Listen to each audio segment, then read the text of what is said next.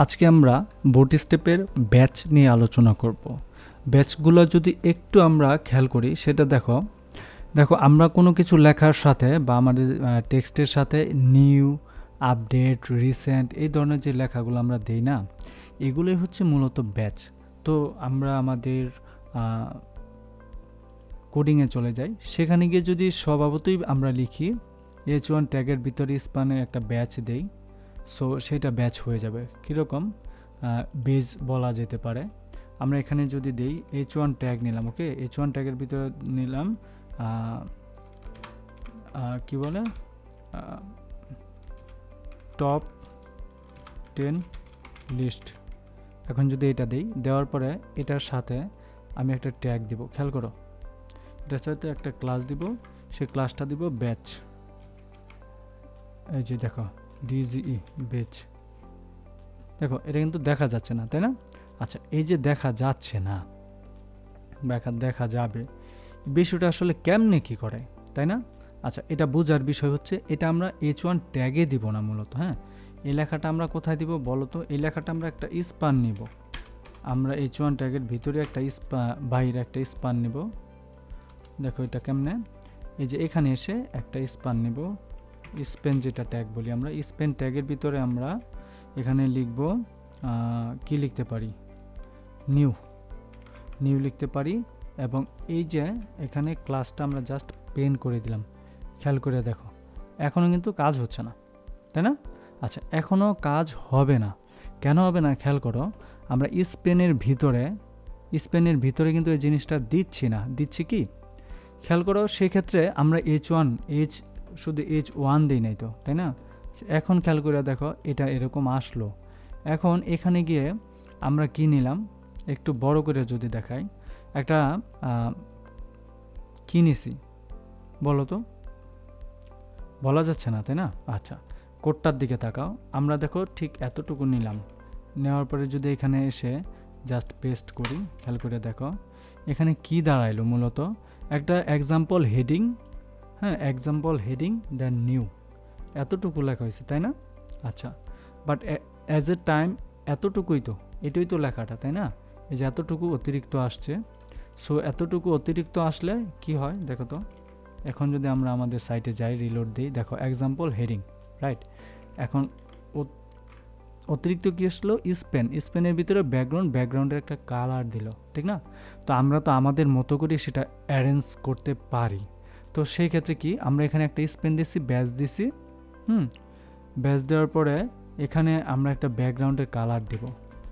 দেখো এখানে খেয়াল করে দেখো ব্যাকগ্রাউন্ডের কালার নিউ দিছি, তাই না? বাট আমাদের যে ব্যাকগ্রাউন্ডের কালার বিজি, সেকেন্ডারি দিলাম, নিউ দিয়ে খেয়াল করো এই যে নিউ দিলাম, এতক্ষণ কিন্তু দেখা যাচ্ছিল না। এখন আমরা সেকেন্ডারি না দিয়ে ইনফো দিতে পারি, ইনফো দিলে কি হয় দেখো, ইনফো দিলে এই টাইপের হয়। এটা হচ্ছে অ্যাকচুয়ালি বেজ। হ্যাঁ, এই বেজগুলো আমরা সুন্দরভাবে আমাদের বুটস্ট্র্যাপের মতো সেই কালারটা করতে পারি, ব্যাকগ্রাউন্ডের কালার আমরা অন্যান্য স্টাইলে দিতে পারি, সেকেন্ডারি সাকসেস সেই মডেলের অনুসারে আমরা দিতে পারি। দিতে যে পারি না তা কিন্তু না। তো রাউন্ডেড আকারও দিতে পারি, সেটাকে বলে রাউন্ডেড পিল। দেখো এটা কিন্তু রাউন্ডেড না, এখানে কি রাউন্ডেড না। এখন যদি আমি এখানে মাঝখানে বসাই রাউন্ডেড পিল, ওয়াও, এটা একটা রাউন্ড বা বাঁকা গোল হয়ে গেল, সেই জিনিসটা কিন্তু বোঝার জিনিস। সো এইগুলো আসলে চর্চার বিষয়, এগুলো একদিনে তো কোড করলে মনে থাকার কথা না। তো সেই বিষয়ে আমাদেরকে আরও সম্যক ধারণা রাখতে হবে। এর জন্য আমরা আবার যদি কোডিংয়ের দিকে একটু তাকাই, দেখো ব্যাচ বলতে এতটুকু আছে, ব্যাচ ইনসাইড ইন এলিমেন্ট, সেটা আমরা দিতে পারি। এলিমেন্ট বলতে কি, আমরা এই যে মেসেজ আকারে একটা নোটিফিকেশন পপ আপ আসবে, সেই টাইপেরটাও দিতে পারি। এখানে দেখো এরকম আছে, তাই না? এরকম একটা বাটনে আমরা কিন্তু সেই ব্যাচটা ইউজ করতে পারবো না যে তা কিন্তু না। তো আমরা কেমনে দেখাবো, ধরো আমরা একটা বাটন নিলাম, বাটনের ভিতরে এসে আমরা একটা নিলাম যে বাটনে কি লিখবো যেমন তোমার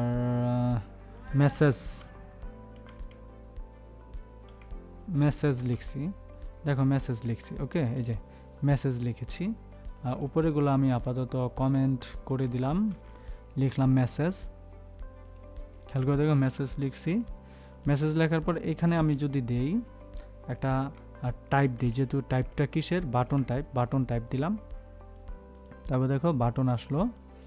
এখন এইখানে আমরা কি করব, একটু যদি এটাকে মিনিফায়ার করে নেই, পরে দেখো এখানে আমরা একটা বাটন দিলাম, তাই না?